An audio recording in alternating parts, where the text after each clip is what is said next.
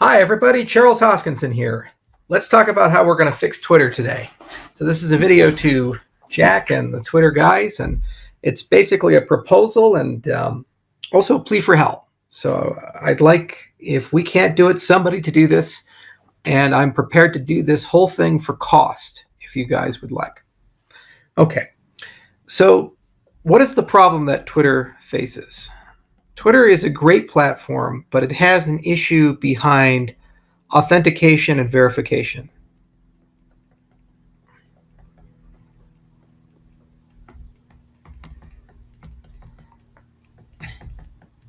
Basically, people who aren't Donald Trump or Elon Musk or Bill Gates or Barack Obama or whoever gets compromised this week or impersonated are having trouble with the fact that people are pretending to be them in order to cause all kinds of havoc and chicanery. And that can be to manipulate market prices, Bitcoin giveaway scams, whatever have you. There's an authentication and verification problem. Now, in proposing a solution for this problem, there's some basic principles. One, don't change much. Twitter works. It's great. So don't make radical changes. Two, keep it simple.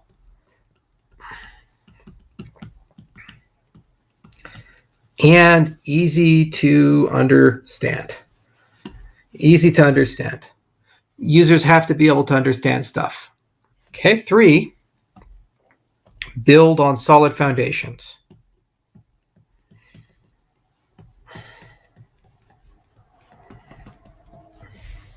And four, no business model changes. So when we talk about changing much, this is UI, UX, user experience, user interface stuff. You don't really want to radically change a formula that works, and you don't really want to change your business model, right? And of course, finally, cheap and easy to maintain.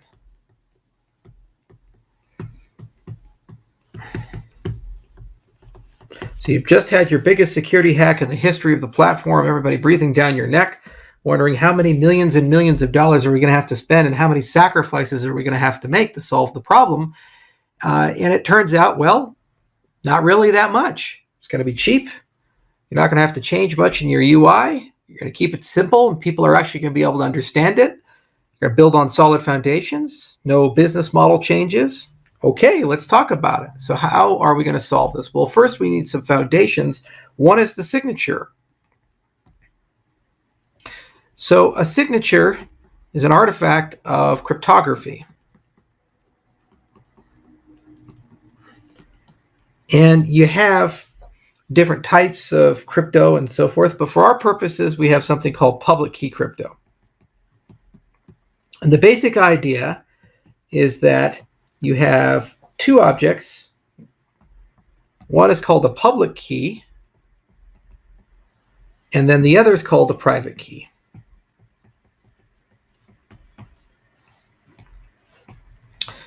This has been around since the 1970s. It's been around for a very long time, public key crypto. And it's the basis for how security works on the internet. We have many standards that live here. Okay, a signature is where somebody takes a message. We'll call that message M. And then what they do is they sign it with a special function, mathematical function, using their private key. And that creates a signed message.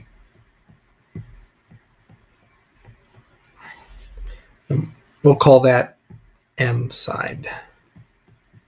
Okay. Then anyone can verify that M signed is real. It's a legitimate message by just taking the public key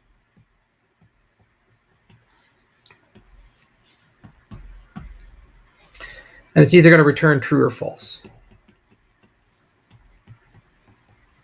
It's basically mathematically what we do when we talk about a signature.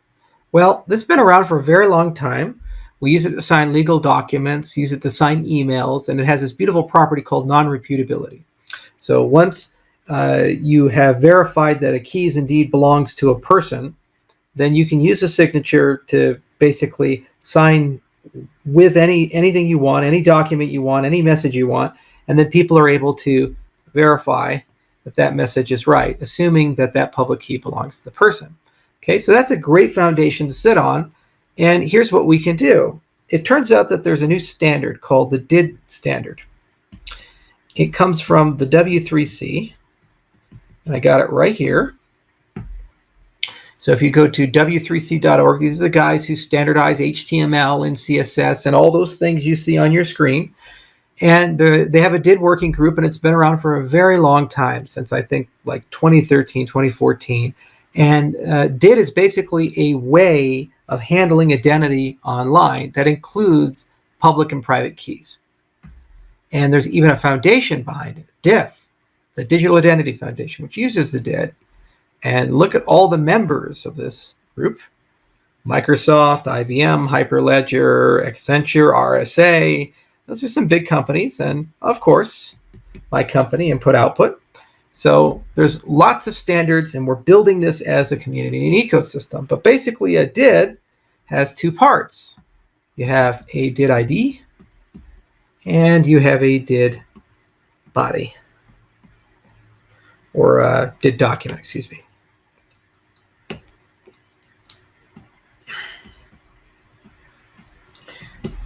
The DID ID is something very small. It's an identifier of letters and numbers. And the document is kind of like an HTML file. It has a structured set of information about the DID. And that can include crypto, such as, lo and behold, your public key. Okay, so here's what I'm thinking.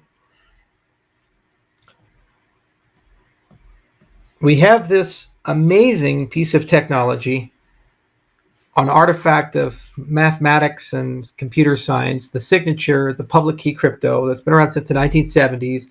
And this is a science. There's thousands of papers published, tons of standards, lots of brilliant people woke up every day and figured this stuff out. So why don't we introduce the concept of the verified tweet?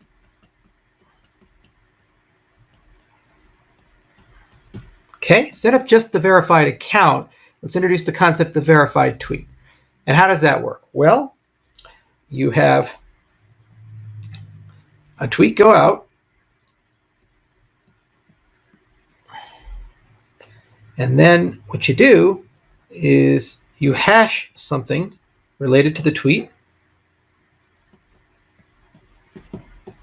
and then sign it with the user's private key. Okay. You can link the hash back to the tweet, verifying the tweet hasn't been changed at all. You can sign with the private key. Right. And so from a GUI perspective, let's go through our list of requirements. We say it's got to be not changing much. Well, what would we be changing? You'd have now two tweets. A verified tweet, and then you'd have a regular tweet. Okay. They just cosmetically look different. One has a little check, the other one does not. So you just display tweets a little differently. So you're not really changing much. Is it easy to understand? Well, of course. Just like that little blue check mark allows me to verify that that account belongs to Donald Trump, a verified tweet would allow me to verify that the person tweeting controls it. Is it built on solid foundations? Yes. Does it require to make any business changes? We'll get to that. Is it cheap and easy to maintain? We'll get to that too. And of course, we'd like it to be secure, right? That would be another business requirement. And secure against who? You. The issue with the Twitter hack is Twitter itself was hacked. So how about we implement this type of a solution without requiring Twitter much for that. And here's how we do it. Well, we need some way of registering a did. So in the account creation, or for already created accounts,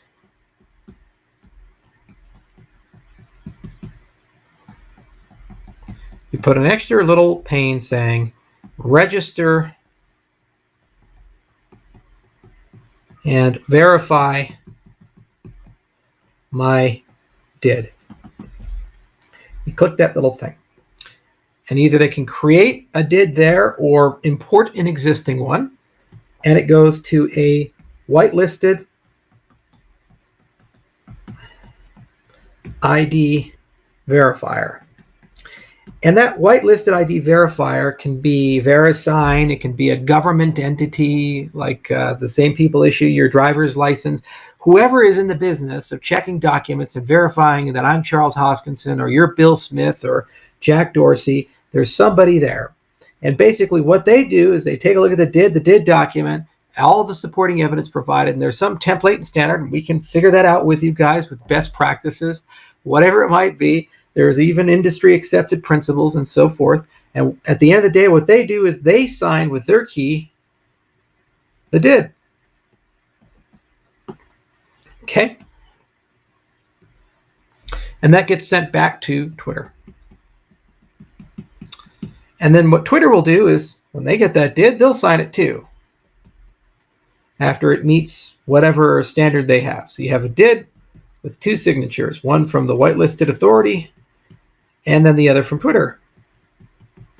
The user cannot forge these signatures. They don't have those private keys, but the user does control the private key associated with that did. Great. Are we done yet? No. Then what we do is we take the did and we embed it in a blockchain. Okay. So for example, this can be the Cardano blockchain. And then what happens is you get three beautiful properties for that. One, let's use orange. I'll use a thicker orange. One, you get timestamping. Two, you get auditability. And then three, you have immutability. When that did is embedded there, you have an ordering of events. So you know when it first came in, and you can change it over time, but it's always there. Audit means that anybody can check it in the entire world. No one can restrict your ability to check that. And immutable means that nobody can change the record once it's there. Okay, these are the three core things that a blockchain will give you. This beautiful, open, always available infrastructure that's online 24/7, can't be turned off, and it gives you the ability to timestamp, the ability to be auditable, and the immutability that you need to know that no one can tinker with it a bit and change things on it. So that basically the user knows that the did that they're looking at with that associated document, Twitter says, yeah, this one we recognize. And yeah, the Twitter knows that that's right because a whitelisted agency, it could be a government, whoever it might be, figured it out, signed it. So we actually have that whole thing. And you know what? Prism has lots of built-in great capabilities that would make this pretty easy to integrate on both sides for both providers. So we can do that. We even have a beautiful website. If you guys are curious, go to atalaprism.io and you can see demos and visions and case studies and a lot of information about the product and so forth. And it's an open source framework that we're constructing for identity. Okay, going back here. So let's go back to what we want to accomplish. We'd like to have verified tweets. So in the account creation process, the user can either create or import a did. They can get their did verified, and you know what? They can pay a fee for that because it does cost some money to do it. That fee would be paid to the ID verifier. Twitter can get a chunk of the action, but it makes it basically an economically self-sufficient activity. Once it goes through, there's a checklist. The Twitter side, they can either just sign anything they get or have a standard for it, like maybe an additional level of checking if it's a particularly important person, like a president or something like that. And then suddenly we now have a credential that the user has that Twitter does not have. Twitter does not have the private key that's inside the DID document. What does this mean? It means that if Twitter ever got hacked, somebody would be able to tweet from Donald Trump's account or Bill Gates's account or whoever got hacked's account, but they would not be able to produce verified tweets. The only thing they could send would be unverified tweets. You can even have a policy for high-value users that they can only send verified tweets. They can't send anything else, meaning no one can tweet on their behalf, for example. Okay. Now, you also, because of the power of the Prism framework, if you use that, would then gain the ability over time to add more capabilities. For example, like threshold proofs. And these are things like, I'm over the age of 18 or 21, or I belong to this particular group, or I possess access to this idea. And we do this usually with zero-knowledge cryptography, zero-knowledge proofs. Like, I own something, but I'm not going to show it to you, but I can prove that I actually have access to this idea or password or file or something like that. And those things can be tweeted to the general public. There's all kinds of cool crypto that you can add in once you have a primitive like this, and it's built into the layer of your system.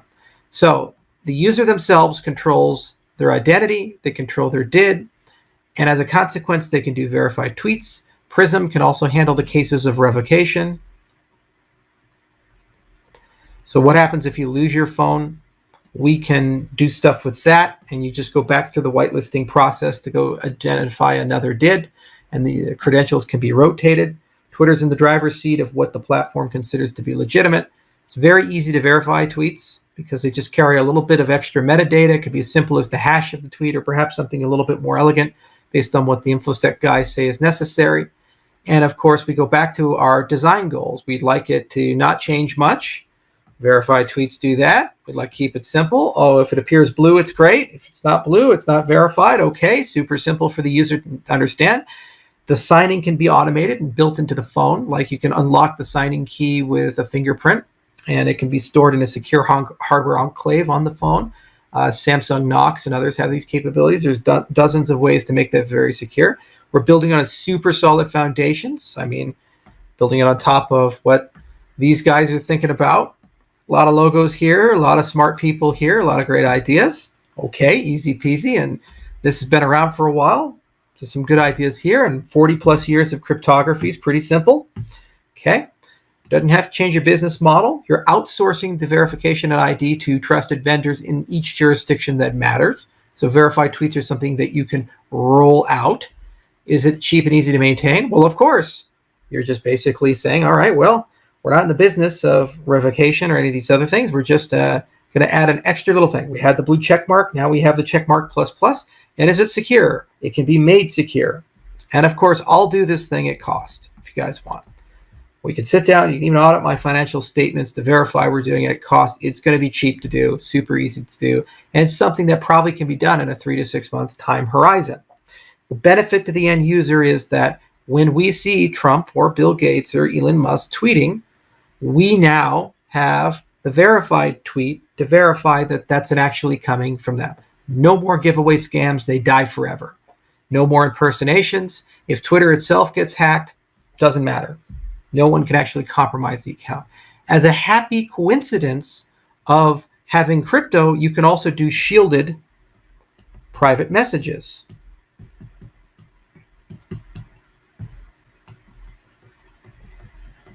Okay, why? Because if two people have DIDs, they can use the crypto inside the DIDs to establish a secure channel.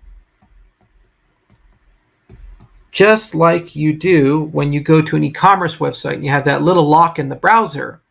Okay, so the magic of this means that you can pre-share keys that Twitter does not possess, but the two users do. So as a consequence, that means that you can have secure private communication. You can do perfect forward secrecy. You can do all kinds of really cool things in the platform that will enable secure communication between two parties and verified communication between two parties as well. But then Twitter can't see those messages. So even if the account got hacked, you'd still have a secure private messaging between the parties. So that's another happy accident that you get from this type of a scheme. What else can you do? Well, you can also enhance access control. Because the user has a pre-registered private key, they can use a challenge response protocol for login. So basically, they can sign something to prove that they are who they say they are to get access to the account, alongside additional factors of authentication. So you can have 3-factor authentication.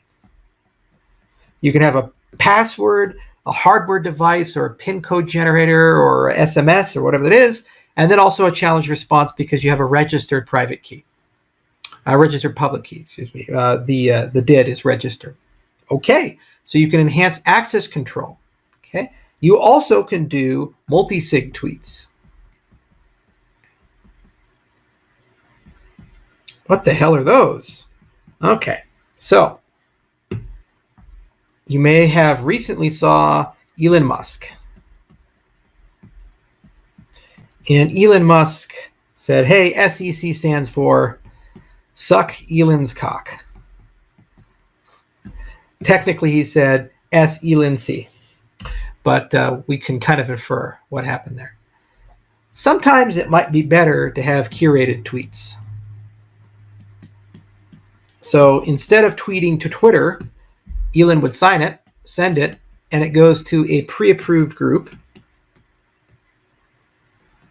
that he would pick, or Tesla would pick, or whoever he wanted to. Basically, a group that Elon decides, and then they get that tweet, and then they sign it as well in order for it to be broadcast and released. Very simple change, slightly different business model, but it's something that this model builds up to. So when you get that verified tweet, you now have M of N signatures on it as well. Now, why is this important?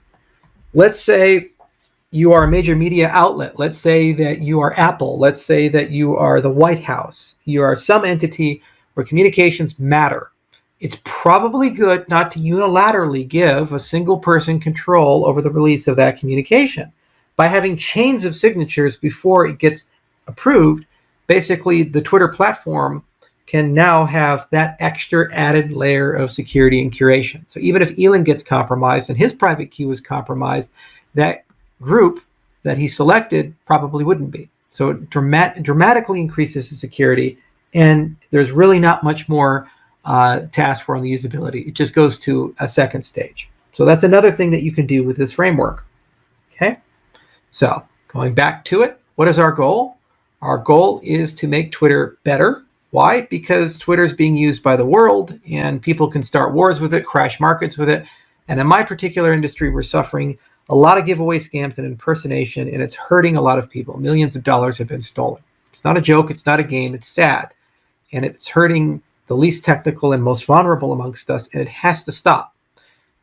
It shows that the bigger you get as a company, the harder it is to protect your users. And in some cases, you as a company shouldn't be unilaterally in control of things, or else you run into a problem. So what did we do? We introduced the concept of a verified tweet. We based it on very old foundations from the 1970s, updated to a modern standard, which industry as a whole is working on. And we have a framework to do all this stuff called Prism. And you can use very rapidly a whole constellation of verification entities. You don't have to pay any money for it. The user covers that cost if they want to be verified. It's egalitarian. Anybody can do it. Easy peasy. You can add all kinds of checks and balances and signatures to this for certain very high value accounts before you approve a particular DID. You have the document. You have all this metadata that can be associated with them. We can add threshold proofs. You get auditability, timestamping, and immutability here. And if you're really concerned about the stability of a particular blockchain, then you can, for redundancy, also put it on multiple blockchains like Bitcoin and Ethereum and say, okay, it has to be available on at least one of them, and we can verify it once we see it. So you don't even have to put all your eggs in one basket. You can do multi-sig tweets with this, so you can now all of a sudden have curated tweets. So this gets rid of that suck Elon's cock problem. And you can do secure private messaging with it as well. So people can actually use Twitter as a secure communication platform in the PM level between each other. And you can enhance access control for very high value users. How about that? Easy to do. I will do it at cost, Jack. You know where to find me. Send me a private message. I'm sorry you guys went through this, but you know what? Great companies always recover, and they recover through great ideas. And we love working on things like this. If anyone else in the industry wants to do something along these lines, make a video. Let's all make videos in this industry. Let's solve the problem. And then suddenly Twitter's been brought into the blockchain age. How about that? Maybe you can use Twitter as a payment system later on. By the way, with these foundations, a lot easier to integrate a cryptocurrency and a payment service. A lot easier to do a lot of stuff once you have these types of systems in. And it gives me as a user of the platform so much more security because I can have a verified account. Anyone who cares to have a verified account can have it. And then I have an additional credential that's easy for me to manage that tells my audience when I am actually tweeting versus not tweeting. And we can just keep building from there. That's how solutions have to be done. You have to start with basic principles. Don't want to change too much because the model works. Build on solid foundations. Don't change the business model itself, and create something that's easy to maintain. And Prism's great. If you guys want to learn more about private keys, learn by doing. There's a great service called Mailvelope. It's a Chrome extension. I personally use it, and you can use this to actually encrypt and decrypt emails through RSA. There's some tutorials here. Mailvelope is really, really cool. And here is an example of my Mailvelope. So this is my key right here, Charles.Hoskinson IOHK. That's the RSA fingerprint for it. And I routinely use this to encrypt, decrypt messages, and sign messages when I send them to people. It's incredibly secure. And it's just really well thought out, well designed. Mailvelope's been around for, I think, over 10 years now. And this is a great way to onboard and get a better understanding of it. The user experience with Prism's even better, and perhaps we'll even build our own version of it one day. But for now, this is a wonderful onboarding mechanism to understand the intricacies of encrypting and decrypting and using PGP, which is the oldest and most popular email encryption service that exists. Okay, and the very same principles for this can be reapplied for verified tweets. Very easy to do, easy to understand. We can get crazy with the crypto and add all kinds of exotic crypto above and beyond what I've proposed. It's in our wheelhouse. We write these protocols for a living. And you know what, Twitter, if you guys contact us, want to do something, we'll bid it out at cost, and sky's the limit. And we can have something done, demoed, ready in a few months if you want to. Hell, we'll work overtime and find the resources and give you a demo in 6 weeks if you want to. But that's up to you. I hope this was helpful for everybody, and they can kind of understand how things from the past can be modernized and brought into the future and allow people to solve what seem to be very hard problems in a very simple way. Put the user in control of verification. Let them pay for it. You can use businesses that wake up every day whose day job is to do that well. Have increasing escalation based upon how serious the account happens to be. And then once those credentials are established, the user experience is super simple. People just see things with either a green check mark next to them, or they appear blue and it shows the tweet's verified and so forth, and everything just kind of works. So I, as a user, know that I'm reading legitimate things and everything's fine. And phones are really good at managing credentials, and computers are really good at managing credentials now. There's all kinds of great tools, from face scanning to biometric authentication to shielding. So those are passwords to decrypt the keys. And you can even use a combination of these things based upon how paranoid you happen to be. And our system also happens to have an opinion on revocation, which also is quite easy to do when you have trusted whitelisting authorities and you have a blockchain component, because you can show the progression of the keys. You can see old keys and new keys and so forth. Easy peasy. So Twitter, that's how you solve your problem. Industry, crypto industry, do the same. Let's get this solved and make it one of the great success stories of our time. Thanks for listening, everybody. And Jack, you know where to find me.